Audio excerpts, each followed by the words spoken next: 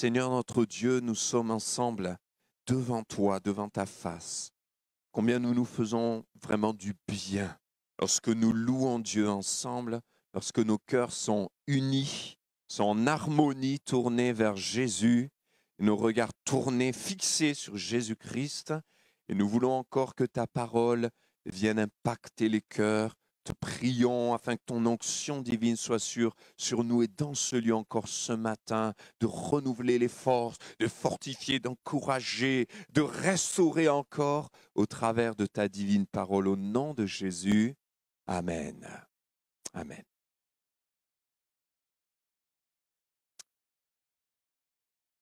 Voilà. Juste avant que le diaporama s'affiche, je voulais aussi vous dire que vous avez les salutations de notre sœur Monique Le Sage. Voilà. Pensons bien à elle.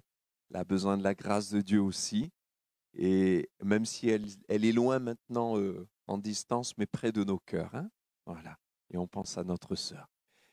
Le thème de ce message ce matin est le suivant. Quand les arbres nous parlent. La parole de Dieu nous parle des arbres et Dieu nous parle au travers des arbres. On va voir quand les arbres nous parlent de majesté, la majesté de Dieu. Et je crois que c'était un thème qui est revenu dans tous les chants. La grandeur de Dieu. Et de revenir à cet essentiel et cette vérité biblique. Quand les arbres nous parlent de vérité, Dieu nous parle au travers des arbres.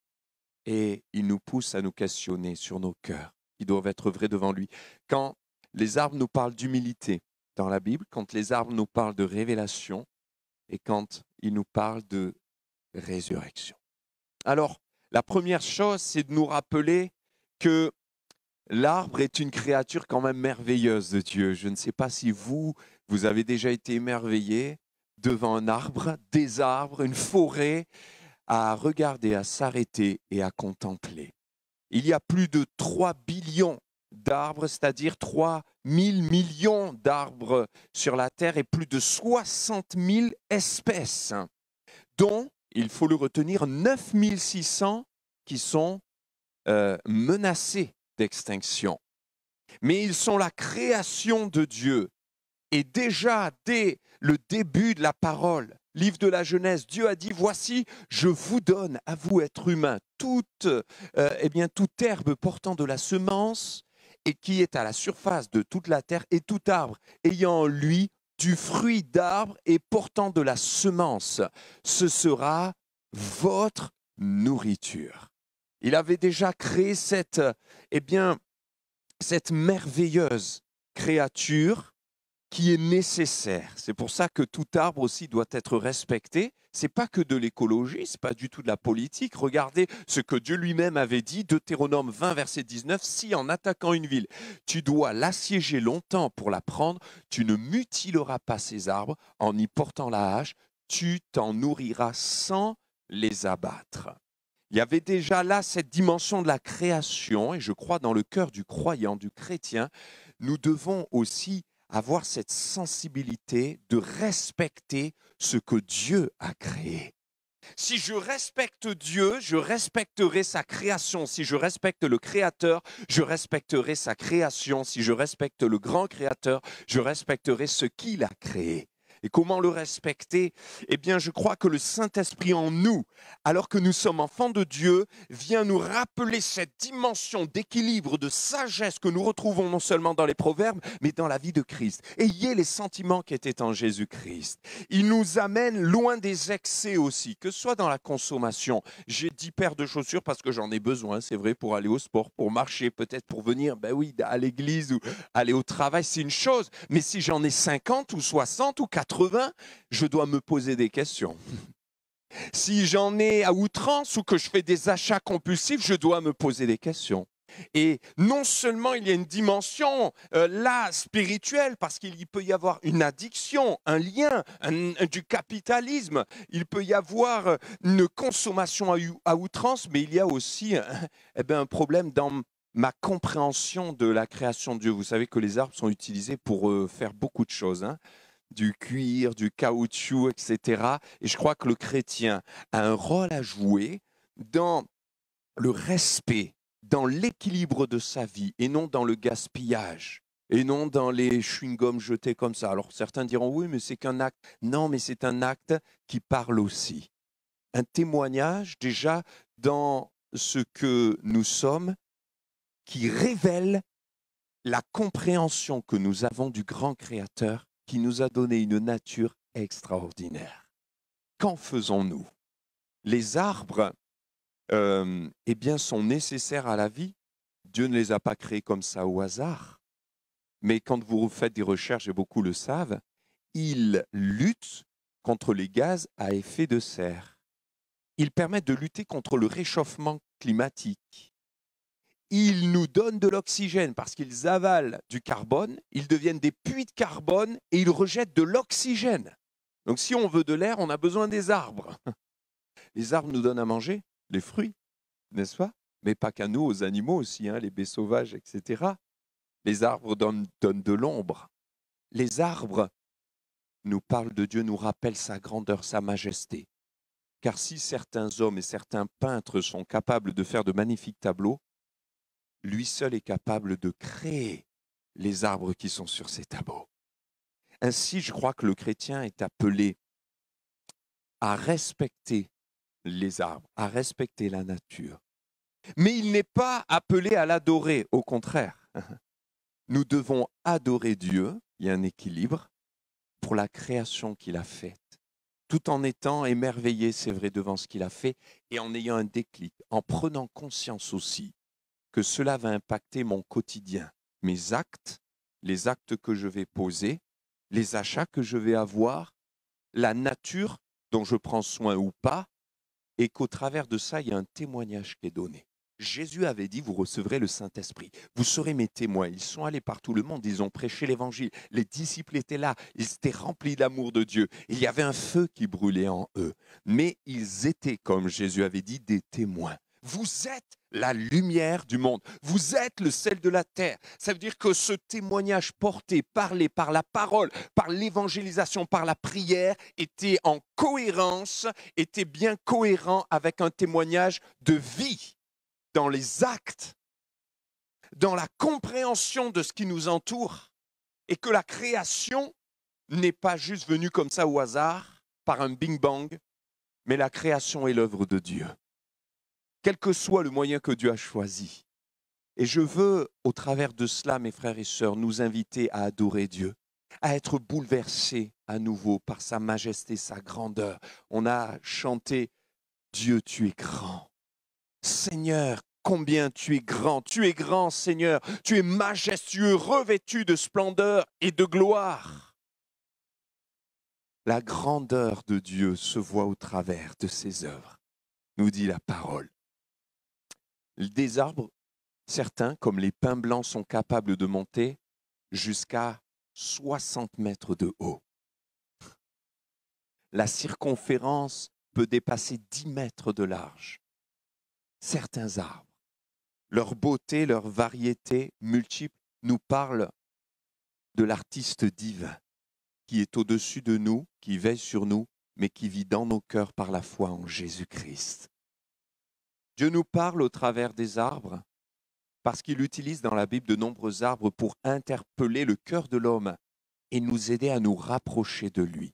Et déjà, l'arbre en lui-même est utilisé par Dieu comme une métaphore pour nous amener à cette connexion avec lui. Dans le psaume 1, d'ailleurs, Dieu dira « Heureux l'homme qui ne marche pas selon le conseil des méchants, qui ne s'arrête pas sur la voie des pécheurs et qui ne s'assied pas en compagnie des moqueurs, mais qui trouve son plaisir dans la loi de l'Éternel et qui la médite jour et nuit. Il est comme un arbre planté près des courants d'eau, qui donne son fruit en sa saison et dont le feuillage ne se flétrit point. Tout ce qu'il fait lui réussit. » Amen. Cet arbre planté près des courants d'eau. Donc Dieu fait un parallèle entre l'homme et l'arbre. Bien que l'homme soit une créature unique, puisque Dieu nous a donné un cœur, et Jésus-Christ est venu sur la terre pour mourir à la croix afin de sauver des hommes et pas des arbres. Mais Dieu prend la métaphore de l'arbre. Vous savez que les arbres sont des organismes vivants, que Certains vivent pendant plusieurs dizaines d'années, d'autres plusieurs centaines d'années, d'autres des millénaires. Le chrétien est appelé à vivre plus que des millénaires. Nous sommes appelés à vivre pour l'éternité. Jésus avait dit, je suis la résurrection et la vie. Quiconque croit en moi aura la vie éternelle. Les arbres naissent, grandissent, se nourrissent et aussi meurent. Le chrétien, déjà l'être humain, il naît, il grandit, il se nourrit et sur la terre, eh bien, il n'est que de passage et il s'éteint. Mais spirituellement, nous sommes appelés à naître. Et peut-être quelqu'un n'est pas né de nouveau. Vous êtes appelés à Jésus, à vous approcher de lui. Il vous tend sa main. Il avait dit, venez à moi, vous tous qui êtes fatigués, chargés, et je vous donnerai du repos. Et vous pouvez naître de nouveau. Une nouvelle naissance, vivre avec Christ, être régénéré, renouvelé, ouvrir les yeux et devenir un enfant de Dieu en demandant pardon pour vos péchés à la croix, en venant au pied de celui qui vous aime, qui vous tend la main. Nous sommes tous appelés à naître de nouveau pour être un jour avec lui dans le ciel, mais pour recevoir dès ici-bas la vie éternelle. Le chrétien est appelé à naître de nouveau, mais à grandir. C'est Jean-Baptiste qui disait, il faut qu'il croisse et que je diminue. Croissiez en sagesse, en force, en humilité et en grâce. Il est appelé à se nourrir. On a besoin de la parole de Dieu. Jésus disait, Jean chapitre 6, je suis le pain de vie. Et sa parole est une nourriture céleste. L'homme ne vivra pas de pain seulement pour son corps, mais de toute parole qui sort de la bouche de Dieu.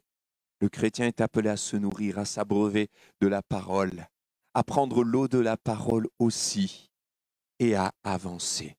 Et le chrétien est appelé aussi à mourir à soi-même, à mourir à son péché. L'apôtre Paul disait, je suis mort à moi-même, mort à mon péché pour naître en nouveauté de Christ. Ce n'est plus moi qui vis, c'est Christ qui vit en moi. Et on ne peut pas marcher avec Christ si on n'est pas d'abord mort à soi-même et à son péché. Ça demande une humilité, une humiliation, venir à ses pieds et dire « Seigneur, il faut que mon moi orgueilleux, égoïste, individualiste, pécheur meure et remeure quand il essaie de revenir à la vie. Car le vieil homme nous poursuit, s'agrippe à nous, à nos vêtements. Mais le Seigneur nous dit au travers de Paul aux Colossiens « Dépouillez-vous du vieil homme. » Comment en venant à la croix, Seigneur, ça faut que ça change. Ce vieux caractère, il faut qu'il change. Viens l'enlever. Je veux mourir à moi-même pour vivre en nouveauté de vie. Et l'apôtre Paul disait, j'ai été crucifié avec Christ à la croix. La mort de tout ce qui est de la chair, de la méchanceté, de l'hypocrisie, de la colère, de l'animosité, des querelles, des divisions, du péché, des mauvaises pensées. Je veux que ça meure. Pour que Christ vive en moi par le Saint-Esprit. Le Saint-Esprit fera vivre son fruit, comme l'arbre qui porte le fruit, la branche porte le fruit. Parce que l'arbre va produire du fruit au travers de la sève qui est à l'intérieur. Le chrétien est appelé à porter le fruit pour que les autres le voient et en mangent. Je ne fais que porter le fruit, car ce n'est pas moi qui porte le fruit, qui produit le fruit, c'est le Saint-Esprit en moi. Galates 5, 22, le fruit de l'Esprit, c'est l'amour, la joie, la paix, la maîtrise de soi, la douceur, la bienveillance, la bénignité, la patience, la douceur. Produire le fruit, c'est Seigneur ce que je veux. Cette parabole de l'arbre, pour l'homme, on la voit au travers de sa nourriture. L'arbre est autotrophe, ça veut dire qu'il va être capable d'aller chercher lui-même sa nourriture. Il a des organes souterrains par les racines et des organes aériens par les branches et les feuilles. Il va donc aller chercher lui-même les nutriments et l'eau nécessaires pour s'abreuver, vivre, être verdoyant et porter du fruit. Le chrétien, mes frères et sœurs, est appelé à être aussi autotrophe. Ma nourriture vient de Dieu. Christ me nourrit, il m'abreuve par sa parole. Mais en tant que chrétien, je dois être autotrophe au sens où je dois être autonome et ne plus être comme un bébé spirituel qui ouvre la bouche et qui attend qu'on lui mette la nourriture dans la bouche. Mais un chrétien doit être mature, c'est-à-dire être capable à prendre sa Bible lui-même, le lundi, le mardi, le mercredi, le jeudi, le vendredi, le samedi. Il doit être capable lui-même d'aller chercher la nourriture pour se nourrir. Il doit être capable de se mettre dans la chambre haute, la chambre secrète, même si c'est quelques minutes, parce que vous travaillez beaucoup, vous n'avez pas de temps, mais de dire, je ferme la porte, comme Jésus a dit dans Matthieu chapitre 6, quand tu pries, entre dans ta chambre, ferme la porte, mets-toi là dans le lieu secret, ton Père qui te voit dans le secret te le rendra. Aller se nourrir, chercher la nourriture spirituelle par une communion avec Dieu au travers de sa parole, au travers d'une vie de communion et de prière avec lui, être autotrophe. Si on voyait un enfant de 10 ans ouvrir la bouche et attendre que les parents lui mettent la cuillère, qu'est-ce qu'on dirait? On trouverait ça étrange, gênant, inquiétant, parce qu'à 1 an, c'est normal que le petit bébé il ouvre la bouche et qu'on lui mette la cuillère.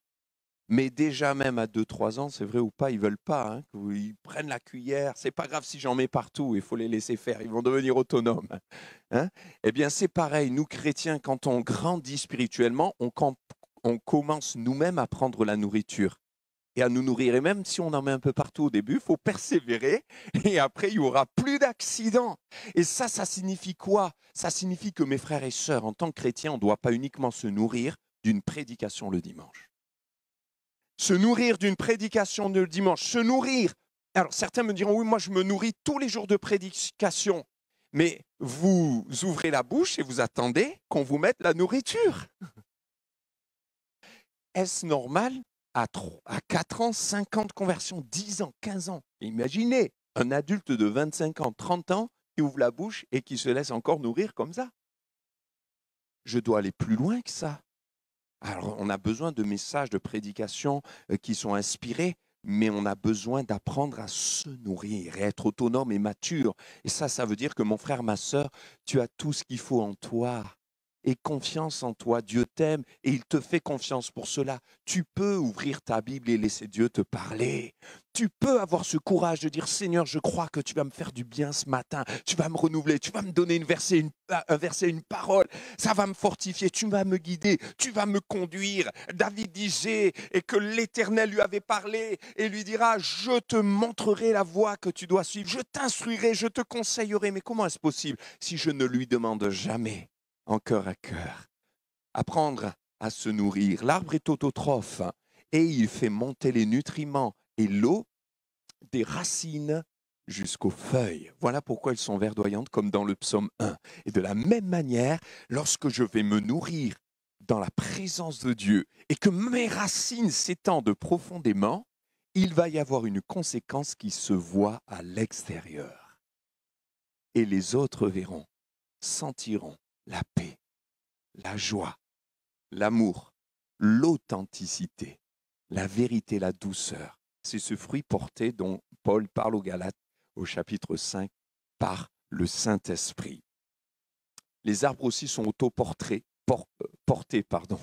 Autoportés. Ça veut dire que vous le savez, bon, il y a les racines, il y a le tronc, les branches, et puis le feuillage, donc la couronne ou le houppier, et qui sont portés par le tronc. L'arbre, il est à la fois souterrain, il est bien ancré, et quand on le regarde, on se dit, un arbre, c'est stable. Vous regardez un chêne, vous regardez, n'est-ce pas, un cèdre du Liban, il ne bouge pas. Mais en réalité, il est en perpétuel mouvement par sa croissance, par ses racines, par sa nourriture, par ses nutriments. Et de la même manière, un chrétien doit être stable, solide, pas à droite, à gauche, instable, à droite, je change d'église, je reviens, je repars, je fais, je vais, je crois plus. Stable dans ses positions, stable dans sa foi. Oui, je passe par l'épreuve, mais je ne doute pas de l'amour de Dieu. Oui, c'est compliqué, mais je continue à croire qu'il est le Dieu qui guérit. Oui, c'est vrai, là, je n'ai pas été guéri, là, on n'a pas vu le miracle, mais ça ne remet pas en question la puissance de Dieu. Un homme stable, une femme stable, des hommes et des femmes stables, enracinés, disait l'apôtre Paul, dans l'amour de Dieu. Et tout en étant stable, on n'est pas statique. mais on est en mouvement. On avance. Mon frère, ma sœur, posons-nous la question, est-ce que j'avance avec Jésus? Gloire à Dieu, j'ai entendu une prière ce matin d'une sœur qui disait, c'est la première fois, vous l'avez peut-être entendu, et que j'élève ma voix, mais c'était si beau, et si vrai, si profond. Eh bien voilà, c'est ça aussi avancer, c'est prendre une victoire. Ça peut être à la maison, ça peut être sur la colère, ça peut être dans une situation, ça peut être dans l'évangélisation. Seigneur, j'arrive pas à témoigner, c'est dur pour moi, je suis timide, c'est compliqué. Et après, je me culpabilise en disant, ah, j'arrive pas à témoigner, j'ai pas su parler, aide-moi. Eh bien, le Seigneur peut vous aider à avancer. Il va vous aider. Il ne vous juge pas, il ne vous condamne pas, il ne te culpabilise pas. Il te dit, je suis avec toi. Tu es appelé à être un arbre verdoyant, alors la sève qui est à l'intérieur de toi va travailler. Les nutriments vont monter, les feuilles vont être bien vertes, les fruits vont pousser si tu viens te nourrir par tes racines dans ma présence. Et alors tu verras les progrès. Nous sommes appelés à faire des progrès. L'arbre autoporté, c'est-à-dire qu'il est à la fois sur terre et à la fois il a les organes aériens, je disais tout à l'heure. Eh bien le chrétien, il a les pieds sur terre, mais il a la tête dans le ciel. On n'est pas des illuminés, on a les pieds sur terre, mais on n'est pas des incrédules, on a l'esprit connecté à Christ. Et nous avons nos yeux fixés sur Jésus. Josaphat, devant une multitude qui venait le combattre, a été apeuré. Il y avait les ennemis qui étaient là. Et Josaphat se dit, mais nous sommes une poignée devant cette multitude.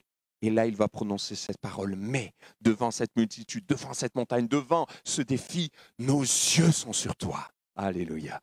Le chrétien a les yeux fixés sur Jésus. Disant, c'est dur, mais je refixe mes yeux sur Jésus. Et peut-être tu te dis, oui, mais moi, je ne les ai pas toujours sur Jésus. Je les ai sur mes problèmes, ma maladie, sur ma souffrance, sur mes enfants, sur les soucis qui viennent me préoccuper. Seigneur, encore une fois, n'est pas là pour te condamner. Mais il te dit, oui, ça peut arriver à tout chrétien de ne plus avoir à un moment donné les yeux sur Jésus. La preuve, c'est arrivé à Pierre, qui a commencé à regarder à droite, à gauche, et c'est là qu'il s'est enfoncé dans la mer, alors que Jésus lui avait dit, viens, qu'il avait marché sur l'eau. Mais dès qu'il a regardé à nouveau à Jésus, Jésus lui a saisi la main, et il est sorti de là où il était en train de se noyer. Donc un chrétien peut passer par là. Ne laisse pas le diable te culpabiliser. Ce n'est pas Dieu qui le fait, mais simplement le Seigneur, dans son amour, te ramène à cette vérité, cette importance. Peut-être tu regardais à droite, à gauche jusque-là, tu t'es découragé, ça ne va pas. Fixe à nouveau tes yeux sur Jésus. Fixe à nouveau tes yeux sur Jésus. Je croyais qu'on pourrait faire les 5 parties, je crois que c'est... on n'a fait que l'intro. C'est pas grave, on le fera, on va se laisser conduire. On peut se sentir si petit, si fragile devant un arbre. On est impressionné devant des arbres. On peut être émerveillé devant des arbres, n'est-ce pas? C'est la création de Dieu.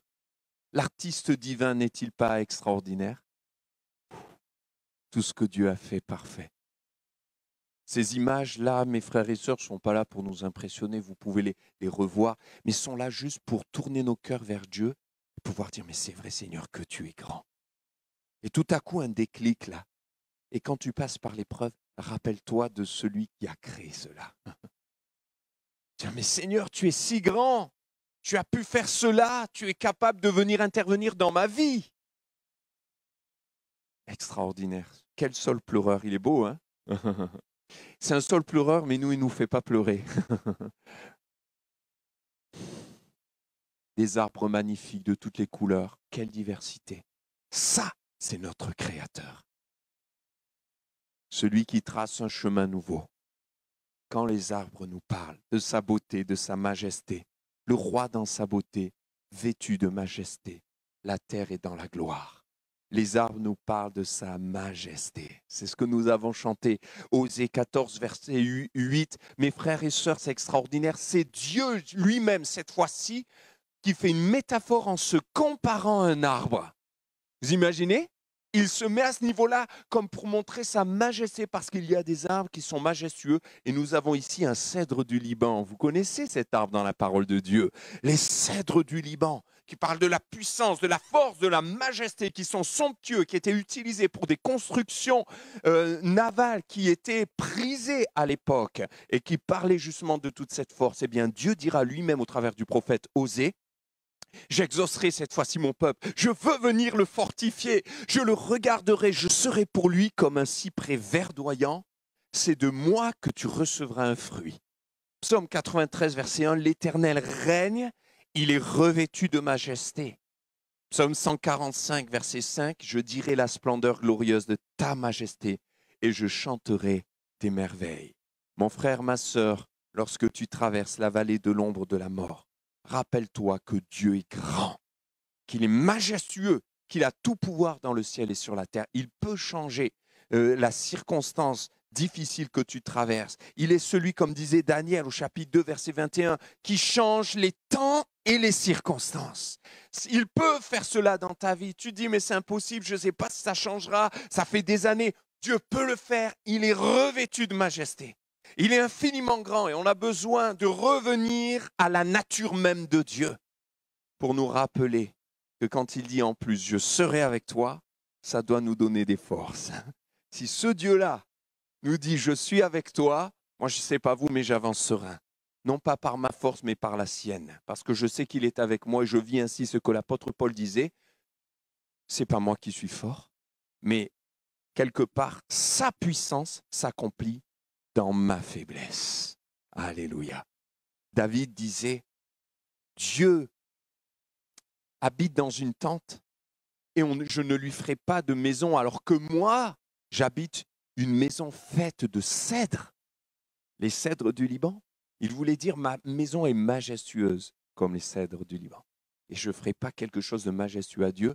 Il y avait là cette image de force. Vous savez que Dieu utilise aussi les cèdres du Liban comme image de majesté, mais de l'homme qui est terrassé par la majesté de Dieu. C'est pourquoi il dira justement du Pharaon qu'il est comme un cèdre du Liban qui s'est élevé par son orgueil et qui est tombé dans sa chute. Car celui qui s'élève sera abaissé, mais celui qui s'abaisse sera élevé. Quand les arbres nous parlent de vérité, vous vous rappelez ce premier arbre forcément. Alors il est parlé de l'arbre de la connaissance du bien et du mal, de l'arbre de la vie aussi. On oublie trop souvent ce deuxième arbre, qui est l'arbre de la vie et de la vie éternelle. Mais il s'est passé quelque chose à la chute. Adam et Ève, qui étaient près de Dieu, qui étaient en communion avec lui. Le soir, Dieu se promenait dans le jardin et il marchait avec eux. Il y avait une relation authentique, directe, proche. Et Adam et Ève ont désobéi à Dieu en mangeant du fruit de l'arbre défendu. Et Dieu leur avait dit, le jour où vous en mangerez, vous mourrez. Ils ne sont pas morts physiquement ce jour-là, mais ils sont morts spirituellement. Et quand nous regardons ce qui s'est passé, Adam et Ève sont partis. Et ils sont partis où? Se cacher derrière les arbres que Dieu avait créés. Et Dieu nous parle au travers des arbres. Et je voudrais te poser la question ce matin. Derrière quel arbre te caches-tu? Derrière quel arbre te caches-tu? Dieu veut que nous ayons des cœurs vrais. David disait, tu veux que la vérité soit au fond du cœur, dans le psaume 51. Et Jésus dira, je suis le chemin, la vérité, la vie. Sa parole est la vérité. Jean chapitre 17, ta parole est la vérité. L'Esprit de Dieu, l'Esprit, c'est l'Esprit de vérité. Derrière quel arbre te caches-tu? Comment est-ce que je dois m'approcher de Dieu? Avec un cœur vrai. Avec un cœur vrai. Et non pas en essayant de me cacher. Ils se sont cachés, ils ont essayé de se cacher, mais le prophète Jérémie dira, nul ne peut se cacher devant Dieu. Il voit tout. Autant venir avec humilité et simplicité. Ils se sont cachés et en plus ils se sont jugés. Mais qui t'a appris que tu es nul? C'est la femme que tu as mise à côté de moi. Il condamne. Et elle, c'est le serpent que tu as, voyez, mis dans le jardin. Le jugement, l'accusation, finalement. Certains se disent, mais ils étaient nus, c'est quand même bizarre, c'est étrange. Moi, je crois qu'ils étaient enrobés du vêtement de la grâce. Et que ce jour-là, ce n'est pas juste qu'ils ont été nus, mais ils ont été dénudés du vêtement de la grâce. Et ils se sont sortis de cette grâce. Quand je me cache, que je fais preuve d'hypocrisie, je montre un visage, je laisse l'ennemi me dépouiller du vêtement de la grâce. Quand je tombe dans le jugement, je laisse l'ennemi me dépouiller du vêtement de la grâce. Et le Seigneur veut te dire, reviens à la grâce de Dieu. Et la grâce de Dieu est extraordinaire parce que Dieu, c'est vrai qu'il les a expulsés du jardin, mais eux, ils ont essayé, voyez, de se justifier, de se coudre des ceintures, se cacher avec des feuilles de figuier. Et ils se sont dit, on va choisir notre propre arbre pour être pardonné, justifié. Mais non, ce n'était pas possible. Il fallait que la justice de Dieu vienne et il fallait que le sang coule.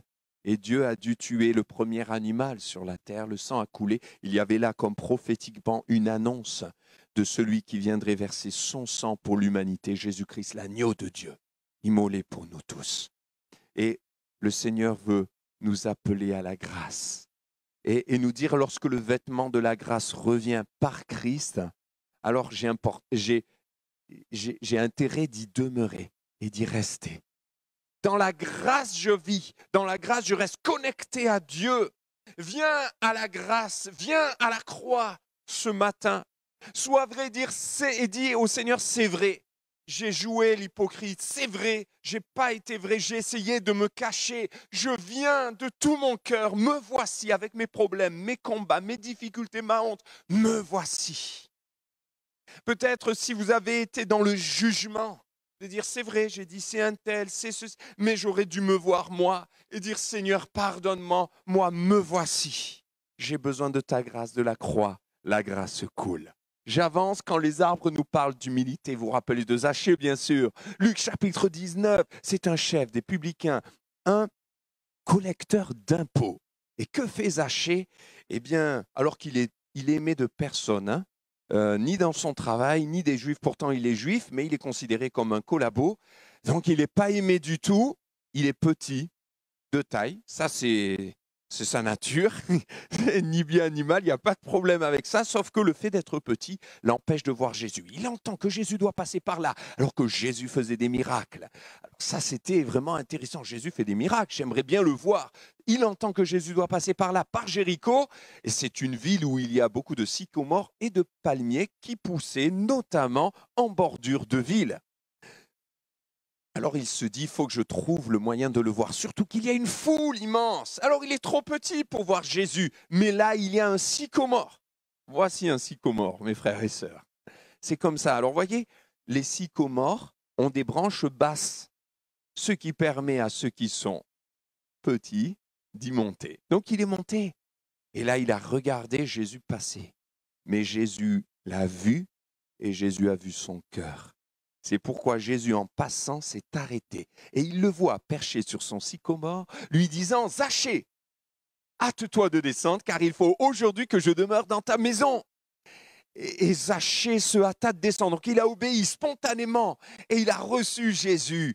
Quel moment de grâce, mes frères et sœurs. Ce sycomore me parle de providence, car si Dieu n'avait pas fait pousser ce sycomore ici, Zachée n'aurait jamais été sauvé.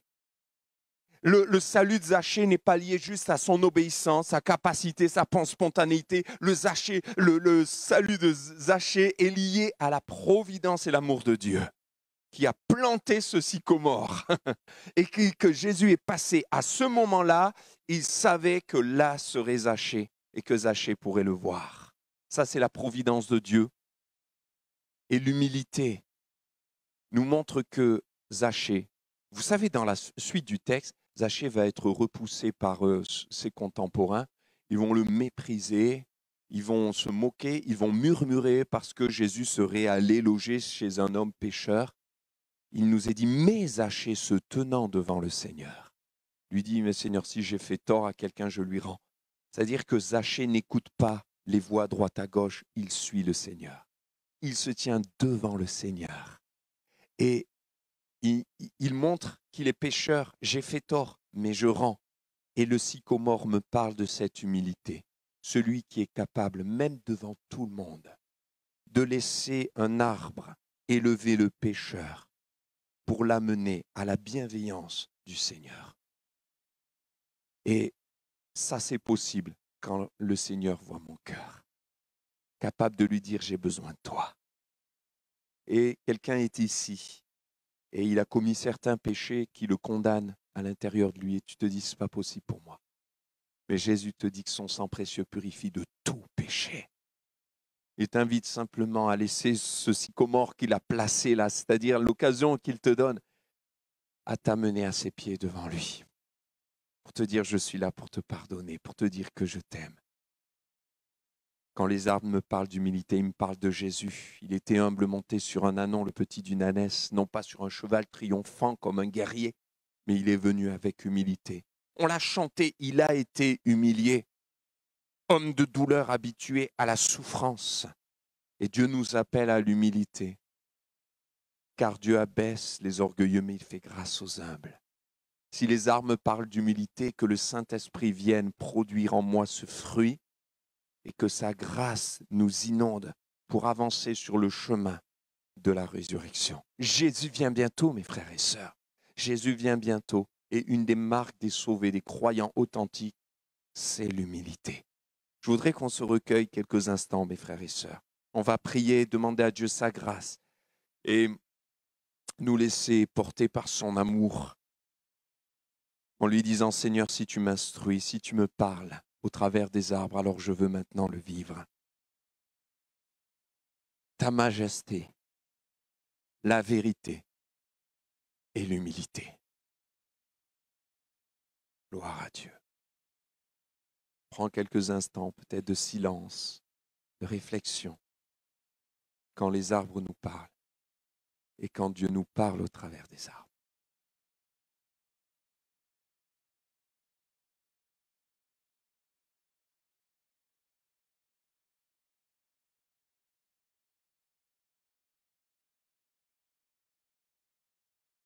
Gloire à toi, Seigneur. Vous voulez bien qu'on termine en louant le Seigneur et sa majesté à l'unisson? On y va tous ensemble à l'unisson. Seigneur, nous voulons te remercier pour ces moments, pour ce culte, pour la communion fraternelle. Merci parce que tu es venu nous chercher et tu as donné ta vie à la croix. Merci Seigneur pour la résurrection, tu viens bientôt. Merci pour l'église de Jésus. Merci parce que tu appelles encore à toi le pécheur. Merci parce que tu nous appelles à l'humilité. Merci parce que tu nous appelles à regarder à ta majesté et à vivre dans la vérité. Nous voulons t'honorer. Nous voulons être ces arbres plantés près d'un courant d'eau, qui portent leurs fruits en leur saison et dont le feuillage ne se flétrit point. Merci d'encourager mes frères et sœurs et de nous permettre de partir dans cette paix, dans cette joie, dans cette confiance en celui qui a créé tous ces arbres, en celui qui est le grand Dieu majestueux. Au nom de Jésus, Amen. Amen, gloire à Dieu. Merci Seigneur. Si vous avez besoin, n'hésitez pas, on peut vous recevoir pour un entretien. Si vous voulez une Bible aussi, on vous l'offre. Que la grâce de Dieu soit avec vous. Bon retour à chacune et à chacun.